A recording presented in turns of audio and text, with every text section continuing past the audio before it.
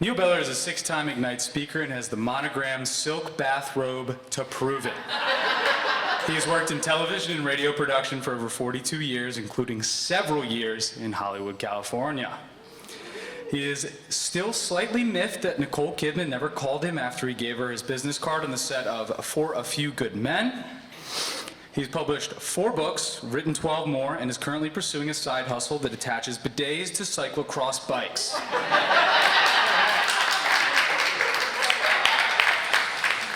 He's talking tonight about his DJing career. Ladies and gentlemen, Neil Beller with Voiceover and Out.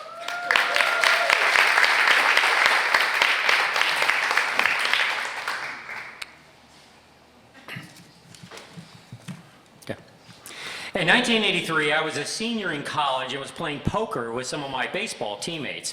One of them bailed out of the game and was reading the help wanted ads when he came upon a listing for a DJ. He immediately informed the room. You see, I always had this fake DJ voice that I would pull out at inopportune times, and they all wanted me to call the company and play with the owner.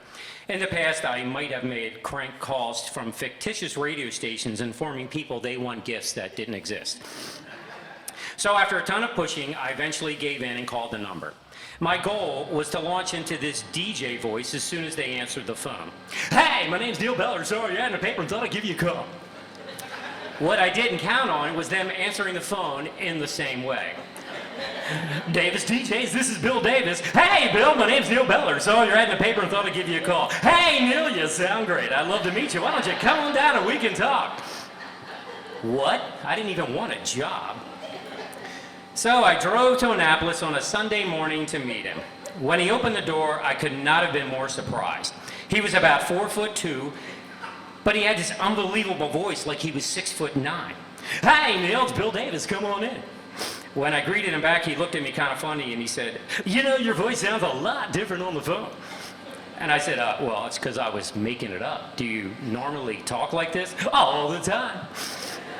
My mind immediately went into hyperdrive as I imagined how life would be living with a full-time DJ. Hey, Dad, what's for dinner? Well, we have an oldie from way back on Tuesday. It's leftover spaghetti made by your mom, so grab some stale bread and dig in. You're gonna love it. What a dish from Chef Boyardee. I mean, if you really had one of those voices, could you do any other job? Think about how different our lives would be. Say you went to traffic court and the bailiff launches into Carroll County District Court number 12, like to ask Bob Ferguson to come on down. You're the next contestant on Criminal Jeopardy.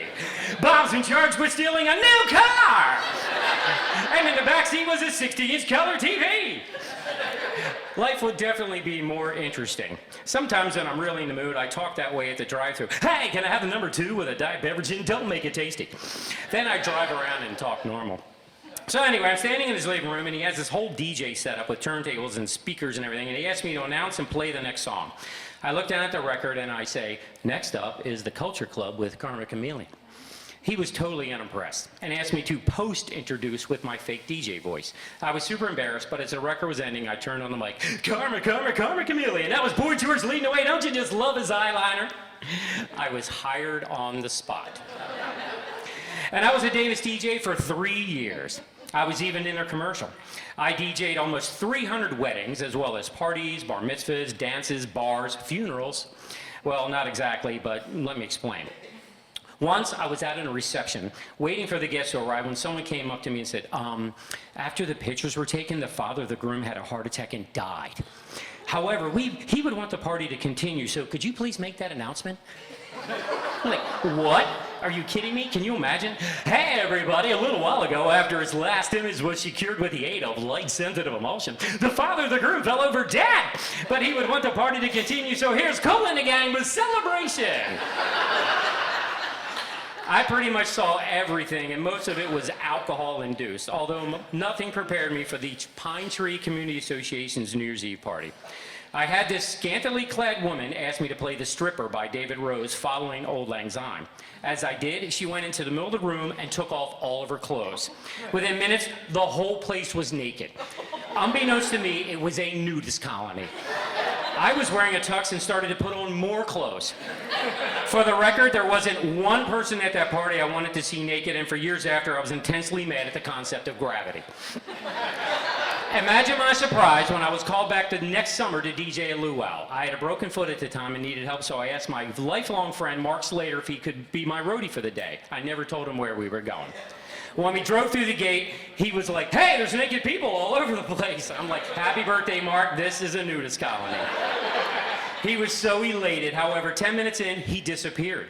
If anybody would get me in trouble, it would be Mark. I couldn't move because of my cast, so I prayed he'd show up. Finally, he came around the corner carrying a broomstick with the biggest shit-eating grin I'd ever seen. He walks up to me and says with such glee, "It's limbo time." He wrangled 2 helpers, and together they held the stick facing us. So for 15 solid minutes, Mark stood next to me as 100 people came to us like this. I can still hear him laughing, and I am still in therapy.